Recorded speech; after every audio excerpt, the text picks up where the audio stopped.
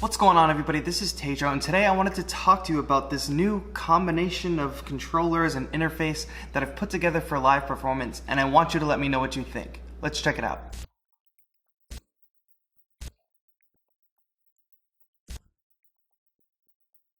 Alright, so yeah, last night I got kind of bored and I broke out the pedal board and I emptied it out and I sort of started filling it with different types of gear and started to think about live performance.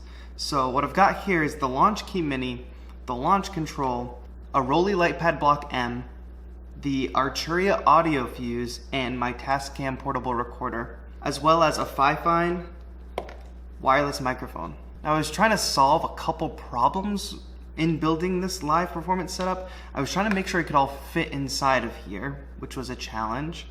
And then I was trying to figure out how can I get my live performance workflow to be optimized. And what I sort of came up with was I needed to launch clips, so I'm going to do that mostly with the launch key mini.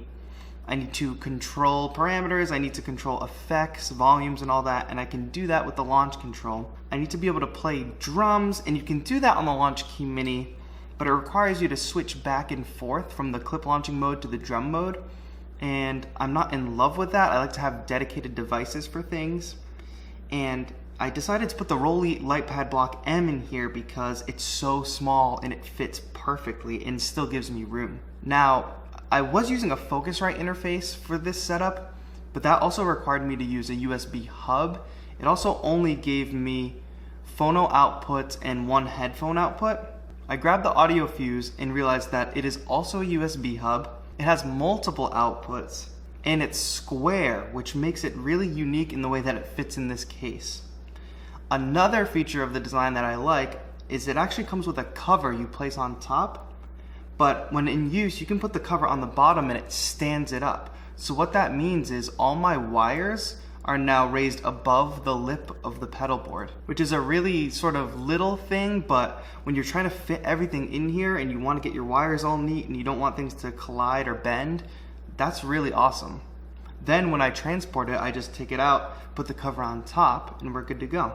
So the microphone running into that is actually a really affordable wireless microphone, and this company reached out to me a while ago, and I've been using this mic in a couple different videos. You've probably seen it, but it just saves the space in the case for when traveling. I don't have to put an XLR cable in here. It runs on batteries, and it has this little receiver that plugs right into the front of the audio interface, and you just turn that on and the pairing is pretty seamless. This runs off AA's, the receiver runs off AAA's, so you always keep spares, that way you don't have to worry about anything during the live session. You've got a pretty compact powerhouse of a setup. Now, I was going to have a launch pad in here and dedicate that for launching clips, but the trade-off was using the Rolly block for drums and the launch key for clips. And launch key is literally built for Ableton Live, which is the DAW that I use, so it's a seamless integration. I can go up and down and select different scenes, I can launch different clips, record right from here, and then I do a couple custom mappings on the launch control, like arming the session record button to one of these buttons. I also have one of the buttons mapped to my kick on and off, so I just find my main drum kit and I go ahead and turn off and on the kick with that. That way I don't have to create separate patterns, one with kick, one without. I can literally just toggle it on or off. Map a couple other things like the effects I always use, like beat repeats or filters.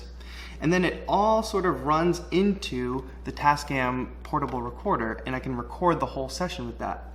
And what's cool about the audio fuse is the number of inputs and outputs. So I could easily run out to a house system and at the same time run into my recorder, and at the same time have multiple headphone jacks. I'm going to be creating a couple different live sessions with this setup, and you can check them out at the link in the description.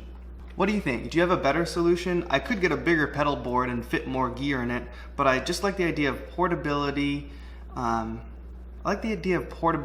It's slightly minimal. There's really only 3 controllers here, but you can get a lot done with these 3 controllers. And if you want to dive in deeper with any of them and check out the specs, I've put all the product links in the description down below.